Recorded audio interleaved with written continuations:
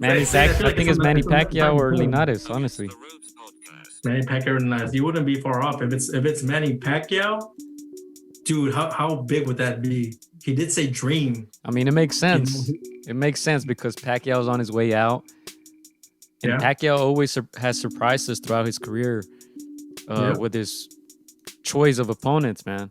From him moving up in weight to him fighting guys like Adrian Broner and even like Keith Thurman more recently. He hasn't fought since. So I can see why. I mean, Pacquiao has thrown the McGregor name around, or vice versa, but he has responded to those statements at least by McGregor. So it seems like he wants to kind of challenge himself in a new way, and of course the money's gonna be there. So fighting a guy like Ryan would definitely bring in the money and the attention and everything else, for a guy like Pacquiao. Yeah, think about it. The Ryan's promoter is Oscar De La Hoya. When Oscar De La Hoya fought Manny Pacquiao, that fight was labeled dream fight. So it wouldn't be too far fetched for Ryan to throw that name on there, that tag on there. And like you said, Pacquiao has always surprised us from fighting, Adrian Broner and Keith Thurman in one calendar year. Fighting the young guns. He's never been afraid of that. He's never been one of his earlier sponsors was no fear. He doesn't have any fear. And nobody expected him to fight guys like... Nobody expected him to fight guys like Margarito and Oscar De La Hoya. So I can see that happening. Like, let me ask you this. Ryan Garcia was on the Mike Tyson show podcast. I haven't watched it, but did he give any clues? I know they called Tank and all that. That was well publicized. But did he throw out any other names besides Gervonta Davis? I didn't hear too much other names. He just said, big things were coming. And so, it kind of makes you think that it's Tank based on that was the biggest part of that podcast was, the Tank phone call. And so it made you think that it could possibly be him. He pretty much put him on the hot seat.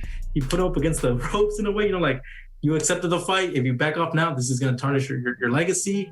Everybody's seen this. You're in one of the biggest podcast platforms in Mike's Hot Boxing podcast. So it seemed like it was directed at him. Second biggest platform. Second biggest, of course. Second biggest platform. Mike needs a few more followers to catch us.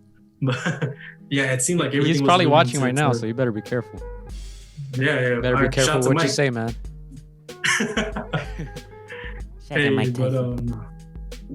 That would be huge if he fights Pacquiao. That would be. That's one of those things where you say it's a dream fight. That's one of those statements. So if we do get that, all eyes on Ryan and Manny. Well, I think Manny will still pose a lot of problems to him. How do you see that if that fight does get made? How do you see that fight going? That'll be interesting because both of them have the speed. Both of them have the power, different type of power.